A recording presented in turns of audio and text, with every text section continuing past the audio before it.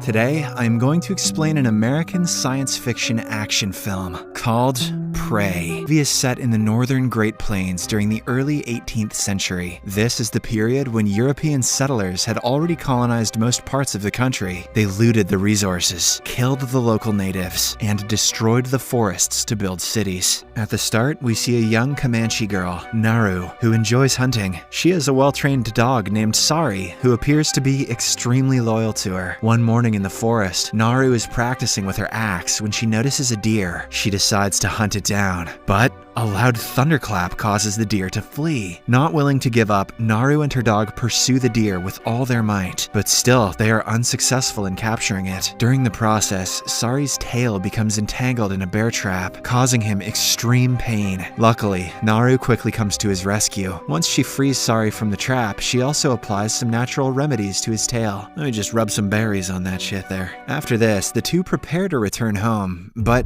just then, they hear a loud noise coming from the sky. Naru immediately goes to investigate, and when she reaches a nearby cliff, she sees a large alien ship flying through the clouds. Must have accidentally inhaled some of those berries. In the following scene, Naru meets her brother, Tabe, who is an excellent hunter. In fact, he is regarded as the fiercest fighter in the entire tribe. Whenever they go for a big hunt, Tabe is the one who leads them. Naru shares with him that she saw a thunderbird in the sky earlier. She also expresses that she is ready to join him in the upcoming hunt. However, Tabe does not believe that she is prepared, saying it is dangerous. Following this, Naru returns to her mother and assists her in preparing some medicine. As she is sharpening her axe, her mother inquires as to why she wants to hunt. Naru responds that she is as skilled as the others because she uses her intelligence more than her physicality. However, even her mother believes that she can't hunt. This proves that the Comanche people do not think that their women are capable of hunting like their male counterparts. A few moments later, Tabe arrives with a hunted bird for food, but Naru does not appear to be pleased with it. On the other hand, a dangerous-looking predator jumps out of the ship. He has extremely advanced weapons on him, like lasers, thermal vision, and also the ability to become invisible. To give us a brief demo of his abilities, the predator walks into the forest and effortlessly kills a giant snake. Elsewhere, while gathering herbs for the medicines, Naru notices the men making their way into the jungle in order to kill a lion. When she learns that the lion has captured one of their men, named Pui, she decides to join them. As expected, the men refuse to let her come along, but when Tabe vouches that she can help treat the wounded, they agree. Soon, the search begins, and Naru guides everyone using her so-called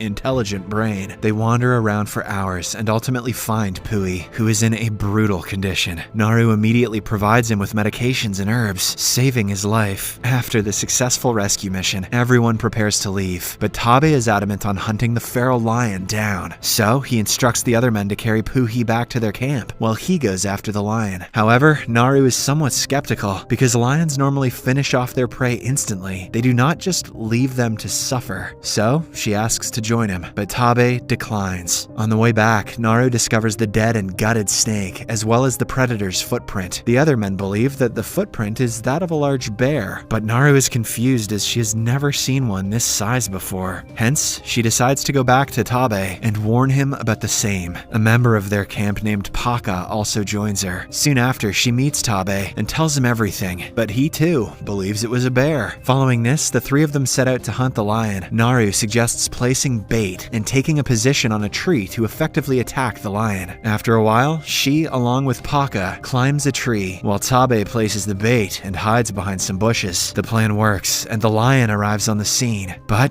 instead of going after the bait, it lunges towards the duo. At first, the lion kills Paka and slowly starts moving towards Naru. The latter is holding a spear, confident that she can defend herself, but right then, she notices the predator. This distracts her momentarily, allowing the lion enough time to strike her and knock her to the ground. A few hours later, Naru wakes up and finds herself back at the village camp. It turns out that her brother saved her from the lion and brought her home. Meanwhile, Tabe also arrives with the lion's head. All the villagers are proud of him, so the elders elevate him to the position of war chief. However, Naru remains convinced that there is something else in the forest and wishes to go back. She tells Tabe about it, but the latter dismisses her, stating that she is not prepared to hunt yet. Since no one believes her, Naru decides to take matters matters into her own hands. Early the next morning, she, along with her dog, heads to the forest to investigate. There, she makes a rope out of wood skins, ties it to her axe, and uses it as a boomerang. With the help of it, she is able to hunt down a rabbit, which she cooks in the forest and eats with Sari. Meanwhile, the predator is watching a wolf, which is about to pounce on a small animal. As soon as the wolf catches its prey, the predator attacks and kills it. Invisible 3D slice. On the other hand, Naru continues to move in search of clues about the predator. After a while, she arrives at a location where she discovers several dead buffalo with their skins ripped off. Naru is shocked and perplexed as to who could have done this, as buffaloes are regarded as symbols of honor and generosity in their culture. Alongside the bodies, she discovers a cigar, but Naru is unaware of what it is. After her investigation is done, she continues her journey until she falls into a swamp. To make matters worse, it turns out to be quicksand. Naru slowly drowns inside, and it appears as if she will suffocate to death. But fortunately, she still has her axe boomerang. Using this, she somehow manages to rescue herself. Naru then heads to the nearby river to clean herself up. Meanwhile, we see the predator noticing the same cigar. In the next scene, Naru discovers a large bear devouring its prey. Normally, even the bravest of villagers would run away from the beast, but Naru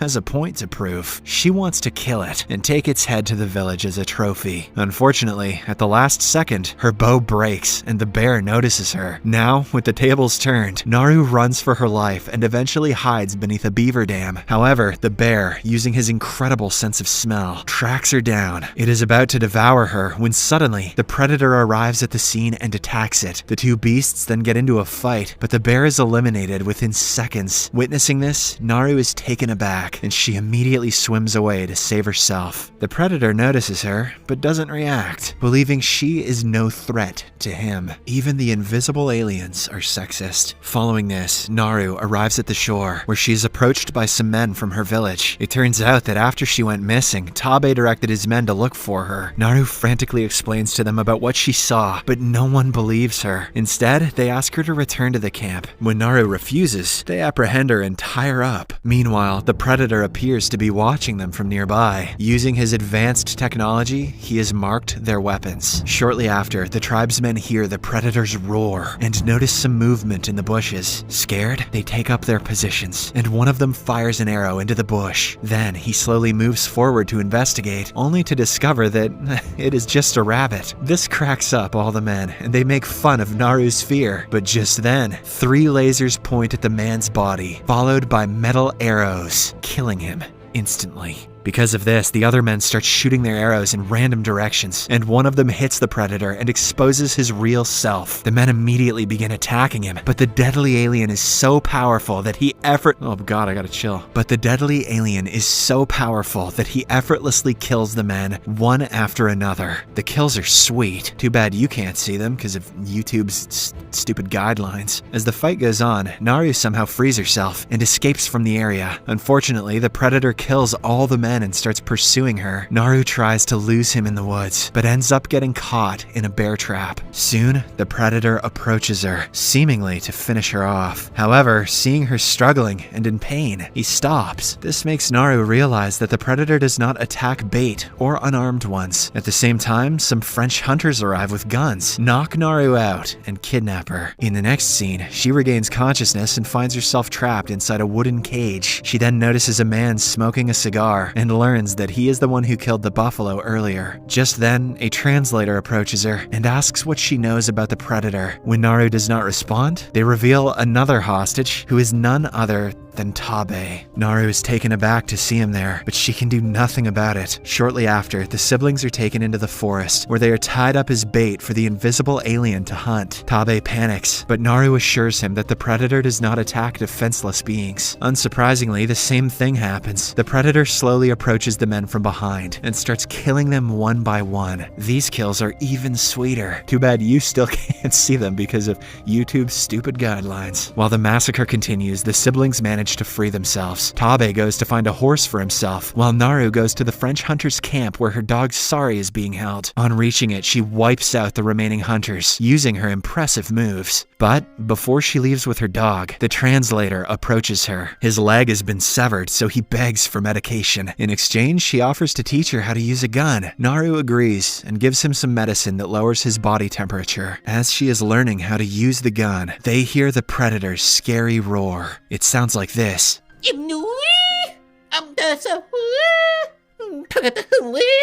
So, Naru immediately hides behind a tree while the translator pretends to be dead. Surprisingly, the predator isn't able to locate the translator because of his low body temperature. This makes Naru realize that he has a weakness after all, but the predator makes up for this rare weakness with his intelligence. He steps on all the corpses one by one. Most of them do not respond, but when it's the translator's turn, he screams in pain. Realizing that the human was only pretending to be dead, the predator kills him in a flash. After this, he spots Sari and aims his laser at it. However, as he is about to shoot, Tabe arrives out of nowhere and attacks the predator's head, causing his helmet to fall off. As a result, the laser present in the helmet points and shoots the tree rather than Sari. Seeing this, Naru realizes that the metal arrow is following the laser points rather than the enemy's location. By the time the predator retrieves his helmet, Tabe attacks him. Surprisingly, the tribesman goes toe-to-toe with him and even manages to land some impressive shots.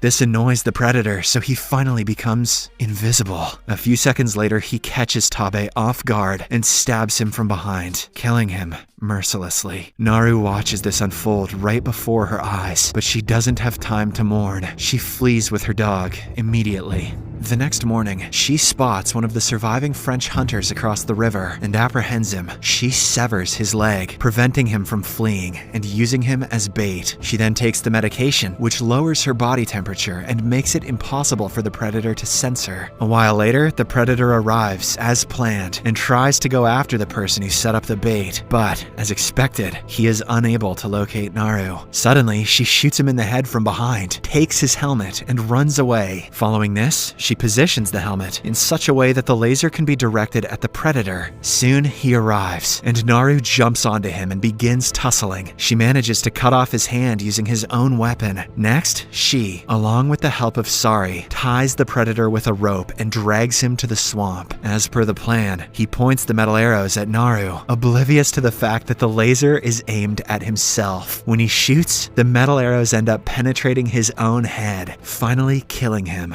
In the last scene, Naru returns to her village with the predator's head, making everyone proud of her. "Look everybody, Naru killed a fish," or what the hell is that? She is then declared as the new war chief, something which she has always dreamt of.